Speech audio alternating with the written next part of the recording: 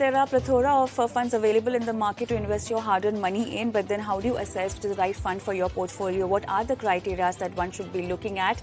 And to help you navigate through this maze, today I have with me Anil Rego, founder and CEO, Right Horizons.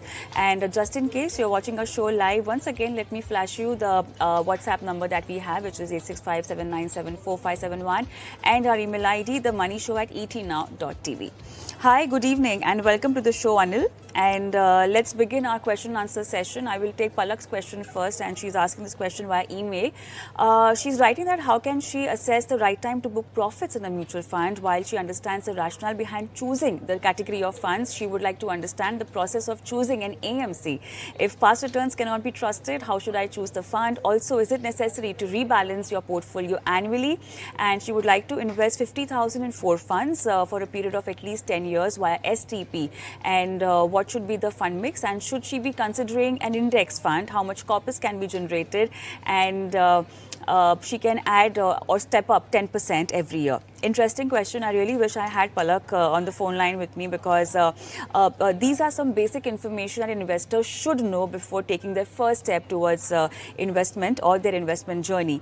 All right, so let's take it one by one. Anil, what do you say? How can you assess the right time to book profits in a mutual fund? Now, this question can be answered, typically if you have a financial goal with which you've tied up a mutual fund, the kind of strategy you might have opted. But for someone who is just new to this investment journey and who doesn't understand how mutual fund works or doesn't understand how to line up your financial goals, how can you decide when to book profits then?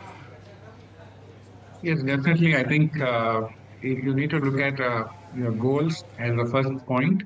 And so in line with your goals, if let's say you have a need which is coming up, let's say 1 year from now, then it makes sense to say get out of equity and book profits and sort of move to debt. So that can be one reason why you book profits. The second is, let's say if you think that a particular segment, like we've seen, say, small caps have done exceptionally well, okay, and if it has really been, very, very, a lot of alpha, if you see that, and you've achieved some of your targets that you're looking for, then I think profit booking is possible, and may also make sense. We do that on a periodic basis when we find that a particular, either the large caps go off completely to a different momentum, or the mid caps go off to a different momentum, and that could be one time that you sort of go and look to book profits. Ideally, you will look to book profits when the going is good. Right now that there's been a bit of a correction, I'm not sure it may be the right time to book profits at this point of time. Maybe if there's a pullback and stuff like that, then you could do it. But I would think at a time like this, maybe just question over here, Anil. volatility. Anil, just one question over here. You can also book profits if you've already made a profit in a particular category. Like, for example, nowadays investors are seeing good amount of profit in mid-cap or small-cap categories. And you have to rebalance your portfolio because you need to be very well diversified. And that is also one of the questions that Palak has. Maybe you're booking profits in mid-cap and small-cap, but then you need to just, if it's a rebalancing strategy, you might just want to put that money in large cap. So booking profits in order to diversify your funds across market caps can be a good one. Yes, and also what happens at times, like if you look at the last few years, mid and small caps have done well, and you plan to put, say, 20% or 25% into, say, mid and small caps. But because of the relative outperformance, you may find that it, say, goes to 35%, right? So that's another reason, that another way to do it in a systematic way, not too often, which is why she asked what is the frequency. I think annually it's a good idea to look at it, to review, and not necessarily rebalance. Review all your portfolio, review your stocks, mutual funds, see whether the allocations are going out of sync with what your risk profile is, and then you can make the changes. You'll also go back and see if any of your funds have been underperforming, and maybe consistently as well. So those are the cases where you look at it and focus on maybe funds which are not doing as well. Okay. So this rebalancing should be done. So this rebalancing should be done annually or every 6 months? I would say annually. Annually is a good time to look at it. Okay. Because too often also, like, you're investing in a mutual fund which is anyway being managed, right? So if you're doing stocks, I would say maybe once in 6 months, but on a mutual fund, I would do it annually. And what should be the criteria before selecting your mutual fund or your mutual fund strategy? Yeah, so I think there are whole things that you need to look at, because one of the things she asked is on how to choose an AMC itself, right? So when you're looking at the AMC, first of all, you will look at, what are the fund metrics of the various, categories, okay, to start with, because the scheme is the next level. So whether the particular AMC has funds in various categories, how are all of them performing? Not only look at risk, not only look at return, but also look at risk parameters. Because sometimes you may find that some of the funds may do very well in one segment of the market, and you may find it's doing well and get into it when you see the volatility come in. So that is one aspect. The second aspect is looking at what are the categories that they have. They if you're looking, for example, a balanced advantage fund, or you're looking at let's say a mid cap or small cap, then do they have I'm sure they will have many of these categories, but do they have good funds in these categories? Okay. The third is about, I think risk management is something that I always like to look at and look at it for funds. And you will want a fund which is also managing risk. So go back and see how the fund has done, in different market cycles, and then look at the also the fund or the fund house. You would look at fund Right, managers that the AMC has. right, What are their right, expertise, across strategies, and also of course right. fees and maybe Right, service, Anil. etc. Right. So Anil, I have one more caller waiting on the phone line with me. What other funds are you recommending, Palak? Yeah, so for Palak, I would think that do a combination of HDFC Flexi Cap. You can look at HDFC Balance Advantage to provide comfort. Okay, ICICI Pro Blue Chip and Nippon India Small Cap.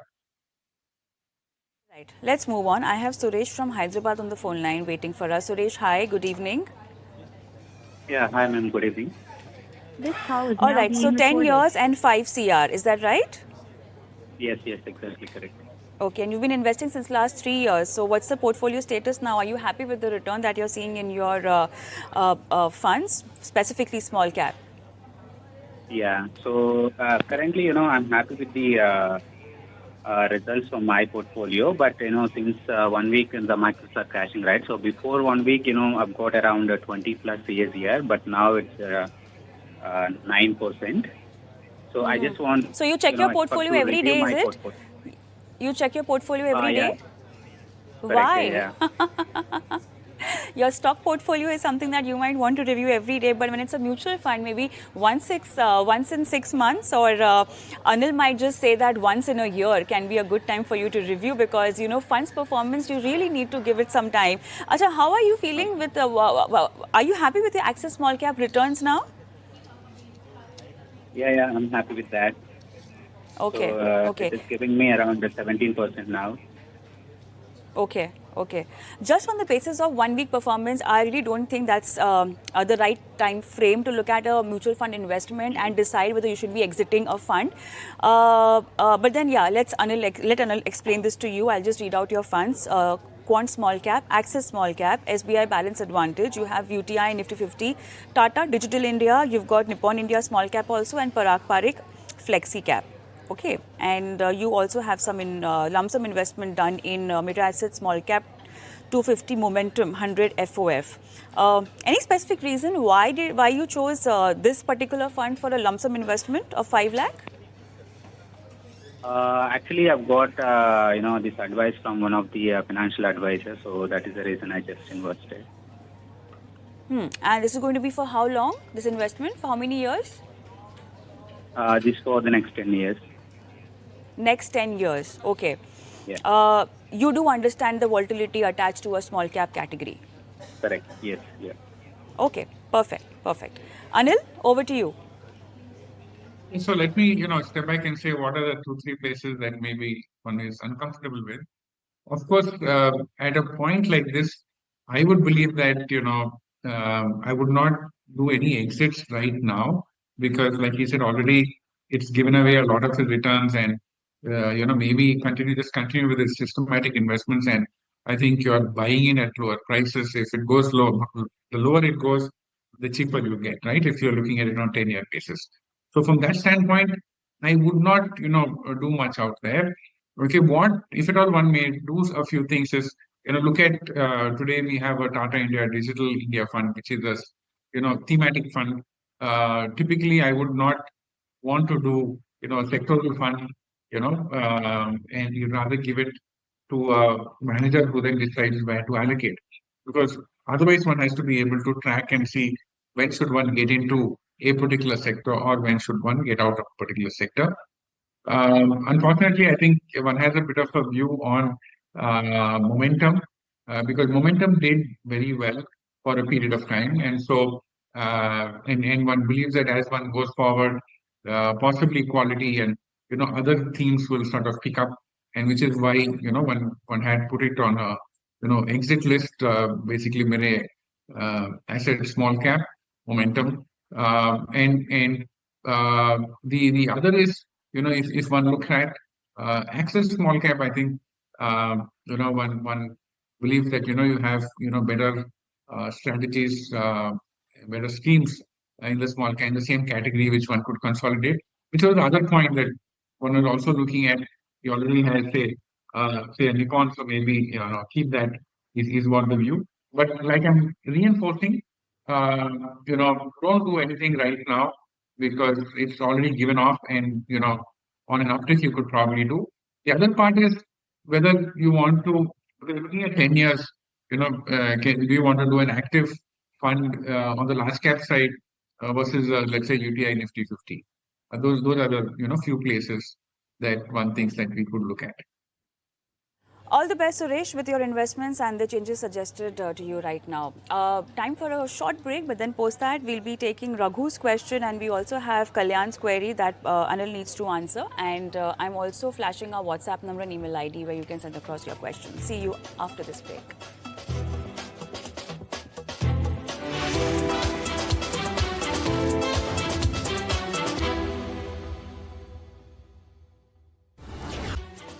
Welcome back. You're watching The Money Show, and I have with me Anil Rego, who is answering your portfolio queries today. And now I also have a viewer, Mr. Gopinath from Hyderabad. A lot of questions coming in from Hyderabad today. Gopinath, hi, good evening. Hi, good evening. I was just going through your details, and I just want to know, sorry for my low knowledge over here, but then a solution architect in an IT organization, what exactly would be your role? Because this sounds super interesting. So I'm working as a solution architect in Cisco. All right. So you try and fix problems in an innovative way. Is that how you would call it in basic layman language? The role. So basically, I design a solution platform using Splunk. Okay. Splunk is a software. So for data analytics, cyber security, machine learning, and all. Wow. So I am a very solution interesting. Very interesting, and that's a new information for me and also all the people hearing you out there, including my PCR. Okay, so congratulations for the newborn, and you have kept two goals, higher education for your newborn and your retirement goal. So everything is coming within 20 to 22 years. Have you calculated it right? Yes. Perfect. Okay, so... Yeah. I calculated based on my present age and my requirement to be a retirement, as well as for my kids' higher education. For that, I would like to do an SIP for this purpose. Okay, I've got your funds detail. Nippon India Small Cap, Navi Nifty Next 50, Quant Mid Cap, Motilal Oswal Flexi Cap. Okay, you are getting negative returns since when? Yes, from last 6 months. From last 6 months. Okay, quite expected. Any specific reason why you decided this fund selection? So basically, I just follow the ET show as well as some other YouTube channels related to mutual funds. And based on my recommendations and previous track record of the performance of these funds, I would like to diversify one fund for each AMC and then for each category. So out of that, I decided these funds, which are having a good track record in previous years. Sure. And now Sure. Nifty in S50, why I choose, because it is an index fund, and that too, it is having low expense ratio. That is the reason I chosen that fund as a large cap. Okay. In terms of diversification, I think your portfolio mix or your fund mix is really good. But then let's see how can you diversify it further, because you also want to step up your SIP by 5 to 10%. Anil, what would you recommend? Yeah, so I think if you look at the risk return metrics, and also looking at the categories, actually I would be a little more comfortable with, let's say, a managed fund in the blue chip, like let's say an ICICI Pru blue chip fund, right? As in lieu of say Navi Nifty 50, right? Nifty next 50, I think. Right. So to that extent, something like this may, deliver a little alpha also versus the index, and keeping in mind that, he has a long-term perspective. Now coming back to his overall, objectives that he has, one of which is retirement, and the second is, which is, his child's higher education.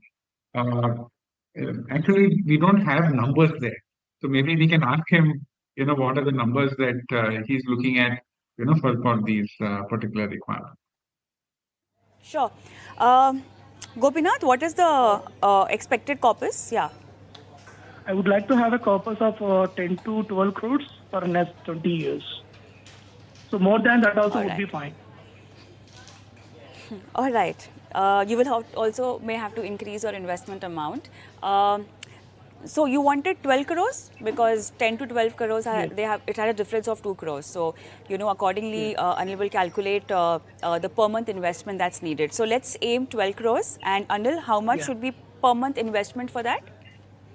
So I'll have to compute the exact one, but offhand I can say it will be somewhere around 55,000 rupees, per month, right? If he is looking at for that period, and then that should take care of his retirement need, right? Of course, he also has his child education, and I'm assuming there, if he wants to set up about a 25 lakh type of corpus there, then again he would need to maybe make another about 10,000 rupees or so to be able to take care of that one as well.